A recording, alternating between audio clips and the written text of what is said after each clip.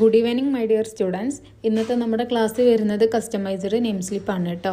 ഈ ഒരു customiser name slip എങ്ങനെയാണ് മേക്ക് ചെയ്യുന്നതെന്ന് നോക്കാം. അപ്പോൾ ഇതിന് വേണ്ടിയിട്ട് നമ്മൾ യൂസ് ചെയ്യുന്ന ആപ്പ് പിക്സാർട്ട് ആപ്പാണ്.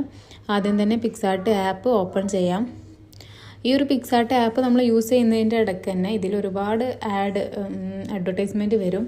അപ്പോൾ അത് നിങ്ങൾ സ്കിപ്പ് ചെയ്യുക കേട്ടോ. പർച്ചേസ് ഒന്നും ചെയ്യണ്ട, നമുക്ക് ഫ്രീ ആയിട്ട് തന്നെ ഇതിൽ ഒരുപാട് കാര്യങ്ങൾ ചെയ്യാൻ പറ്റും കേട്ടോ.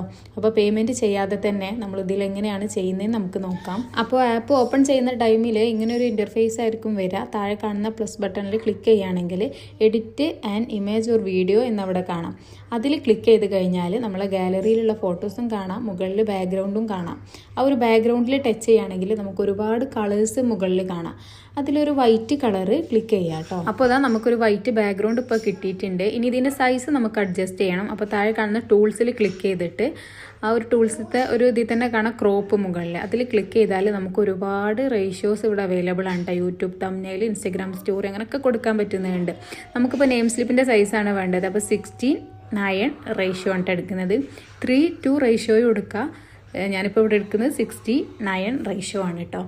അപ്പോൾ ഈ ഒരു സൈസിലാണ് ഇപ്പോൾ നമ്മുടെ ബാക്ക്ഗ്രൗണ്ട് വന്നിട്ടുള്ളത്. ഇനി നമുക്ക് താഴേക്ക് ജസ്റ്റ് ഒന്ന് സ്വൈപ്പ് ചെയ്യുകയാണെങ്കിൽ ആഡ് ഫോട്ടോ കാണാം. അത് ക്ലിക്ക് ചെയ്താൽ നമ്മുടെ ഗാലറിയിലോട്ട് പോകും. അപ്പോൾ നമ്മൾ നെയിം സ്ലിപ്പിക്ക് ഏത് ഫോട്ടോ ആണോ ആഡ് ചെയ്യാൻ ഉദ്ദേശിക്കുന്ന ഒരു ഫോട്ടോ നമുക്ക് അവിടെ ടച്ച് ചെയ്ത് കൊടുത്താൽ ഇതുപോലെ നമ്മളുടെ ബാക്ക്ഗ്രൗണ്ടിലേക്ക് വരും കേട്ടോ. ഇനി ഈ ഒരു ഫോട്ടോയിൽ തന്നെ ക്ലിക്ക് ചെയ്തിട്ട് താഴേക്ക് ഇങ്ങനെ സ്വൈപ്പ് ചെയ്യുകയാണെങ്കിൽ നമുക്ക് ഷേപ്പ് എന്നൊരു ഓപ്ഷൻ കാണാം കേട്ടോ. ആ ഒരു ഷേപ്പിൽ ക്ലിക്ക് ചെയ്ത് കഴിഞ്ഞാൽ ഈ ഒരു ഫോട്ടോ നമുക്ക് പല ഷേപ്പിലും കട്ട് ചെയ്തിട്ടെടുക്കാം. അപ്പോൾ കണ്ടില്ല, ഒരുപാട് ഷേപ്സ് ഉണ്ട്. നമുക്ക് വേണ്ട ഷേപ്പ് എടുക്കാം കേട്ടോ. ഞാനിപ്പോൾ ഇവിടെ ഒരു സർക്കിൾ ഷേപ്പിലാണ് ഈ ഒരു ഫോട്ടോ കട്ട് ചെയ്തെടുക്കുന്നത്. ഓക്കെ, ഇനി ഒരു ഫോട്ടോക്ക് ഞാൻ ചെറുതായിട്ട് ബോർഡർ കൊടുക്കുന്നുണ്ട്. നമ്മൾ നെക്സ്റ്റ് എടുക്കുന്ന ടൈമിൽ തന്നെ ബോർഡർ വരും കേട്ടോ.